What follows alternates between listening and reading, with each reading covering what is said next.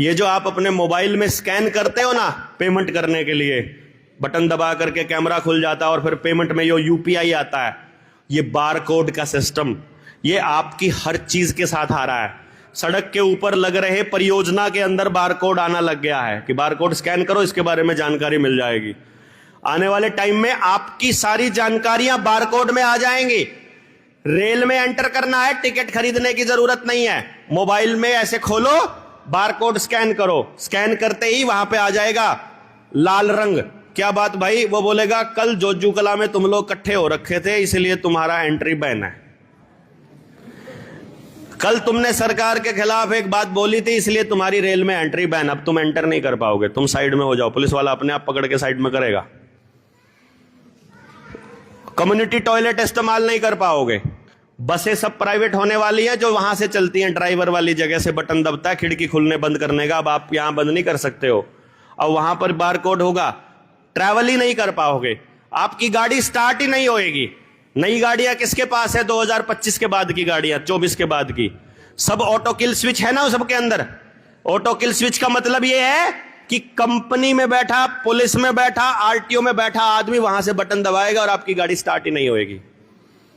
गाड़ी आपकी स्टार्ट नहीं होगी, रेल में आपको चढ़ने नहीं देंगे। क्यों? क्योंकि तुम लोग सरकार के खिलाफ बोल रहे थे, तुम लोग अपनी व्यवस्था में आ गए थे, तुम सच्ची बात बोल रहे थे, तुम गुलामी को स्वीकार नहीं कर रहे थे, इसीलिए तुमको ये सब करना पड़ेगा। इसलिए इस ऑनलाइन के गेम से पीछे छुड़वाना बहुत ज्यादा जरूरी है। एयरपोर्ट के ऊपर जो चल रहा है समझो वही चीज हर जगह लगाने की तैयारी चल रही है। जो चाइना में हो रहा है वो पूरी दुनिया में करने की तैयारी चल रही है। सबसे बेस्ट जो टेस्ट ट्यूब है वो एयरपोर्ट है, और हम में से बहुत से कम लोगों को एयरपोर्ट पे जाने का मौका नहीं मिलता है, इसीलिए हम लोगों को नहीं समझ में आएगा कि क्या चल रहा है। वहां आपके चेहरे से आपने एंटर किया, एंटर करते ही passport number, driving licence number, कितनी बार ट्रैवल किया है, कहां से हो, कि पिछली बार कब आए थे, कहीं किसी के साथ बदतमीजी तो नहीं की थी, कितनी एफआईआर इसके नाम पर है, कितना ट्रैवल करता है, खाते में कितना पैसा है, अनाज कितना लेता है, जमीन कितनी है, घर में कितने लोग हैं, कितने कमाने वाले हैं, कितने भिखारी हैं, सबकी डाटा उनके पास है। सिर्फ आपका फोटो कैमरे में आना चाहिए। इसीलिए हर पंचायत को सीसीटीवी कैमरा लगाने की दिशा में आगे बढ़ाया जा रहा है। हर सड़क के हर कोने के ऊपर सीसीटीवी कैमरा लगाने की तैयारी चल रही है। हर चीज को ऑनलाइन आपके आधार के साथ जोड़ा जा रहा है। आने वाले टाइम में आपका चेहरे का स्कैन ही आपकी सारी जानकारी दे देगा, आधार कार्ड की भी जरूरत नहीं पड़ेगी। और वो डेटा इसीलिए आपको हर 5 साल में 10 साल में अपडेट करने की बात बोल रहे हैं।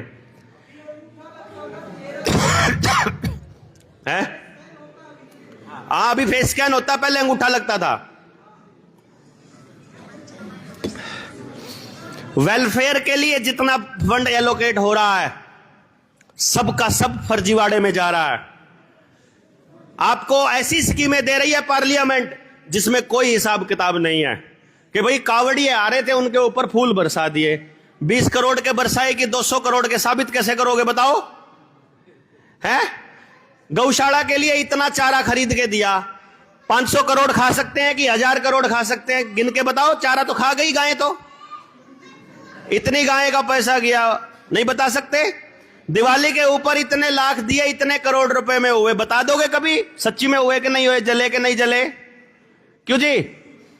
आपको हर साल स्वच्छ भारत के नाम पर आपको दिए जा रहे हैं प्लास्टिक के कैबिन, प्लास्टिक के डब्बे, हर साल टूट रहे हैं कागजों के अंदर, हर साल नए आ रहे हैं, आपको पता ही नहीं है। आपको तो एक बार लगा के 4 साल से वहीं पड़े हैं, आपको नहीं मालूम है हर साल लग रहे हैं।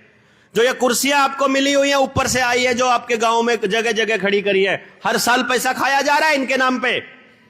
जो गाड़ियां हैं, गाड़ियां चल रही हैं 20 और पैसा लिया जा रहा है 200 गाड़ियों का, स्वच्छ भारत वाली गाड़ियों का, और सारी किराए पे दिखाई जा रही है। माइनिंग के अंदर जितना घपला हो रहा है, आपके बिजली के बिलों में जितना घपला हो रहा है, बिजली के स्मार्ट मीटरों में जितना घपला हो रहा है, हर बच्चे को मिड डे मील के नाम पर कितना घपला हो रहा है, जितनी भी ऑनलाइन योजनाओं में हर जगह कितना घपला हो रहा है, हमारे पास कोई जानकारी नहीं है, क्योंकि हमने सब कुछ ऑनलाइन उनको दे दिया। अब आपके पास कोई कंप्यूटर, कोई इंटरनेट नहीं है जो उसकी सही जानकारी आपको दे सके। और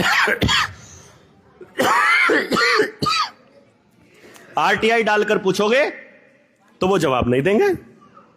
बताओ कैसे पता करोगे कि आपके बाप दादाओं का आपका लगाया हुआ पैसा कहां जा रहा है? पता लगेगा? कोई डिपार्टमेंट है जिसमें आपकी सुनवाई हो रही है? कोई अफसर है जिसके पास समय है आपके लिए? तो किस लिए बिठाए भाई? पता ही नहीं है। डॉक्टर इलाज नहीं कर रहा है, मास्टर जी पढ़ा नहीं रहे हैं, वकील न्याय के लिए बात नहीं कर रहा है, जज भ्रष्टाचार नहीं रोक पा रहा है, सबके सब सिर्फ लूटने पर लगे हुए हैं। नेता नेतृत्व नहीं कर रहा है। हर भर्ती का सिचुएशन क्या है? ठेके पर लगा दो, ठेके पर लगा